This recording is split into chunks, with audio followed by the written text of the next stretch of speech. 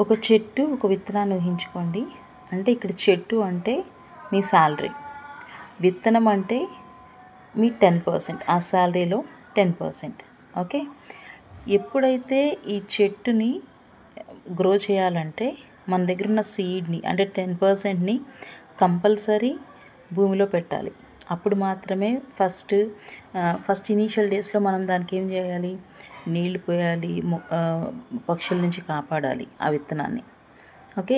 ఒకసారి భూమిలో పడ్డ తర్వాత అది అక్కడ స్టాండర్డ్గా ఉండటానికి కొంత టైం ఇవ్వాలి, కొంత ఎఫర్ట్ కూడా పెట్టాలి. పెట్టిన తర్వాత కొన్ని రోజుల తర్వాత చిన్నగా మొక్క అయ్యి తర్వాత చెట్టుగా మారుతుంది. సేమ్ లైక్ దట్ మనం కూడా మన లైఫ్లో మన శాలరీలో ఒక 10%ని ప్రతిసారి ఇన్వెస్ట్ చేయాలి. అది ఫ్యూచర్లో చాలా చెట్లుగా మారుతుంది. అంటే ఇక్కడ ఎసెట్ని క్రియేట్ చేస్తుంది. ఎవరైతే ఎసెట్ బిల్డ్ చేస్తున్నారో వాళ్ళంతా కూడా ఒక్క రోజులో రిచ్ అవ్వలేదు, అండ్ ఒక్క రోజులో పెద్ద పెద్ద అద్భుతాలు ఏమీ జరిగిపోవు. కన్సిస్టెంట్గా మీరు ఫైనాన్షియల్గా చేసే చిన్న చిన్న థింగ్స్ అనేవి మీకు వెల్త్ని క్రియేట్ చేస్తాయి. ఇలాంటి మరిన్ని విషయాలు తెలుసుకోవాలంటే I Madhavi, AI money management coach. Please follow me.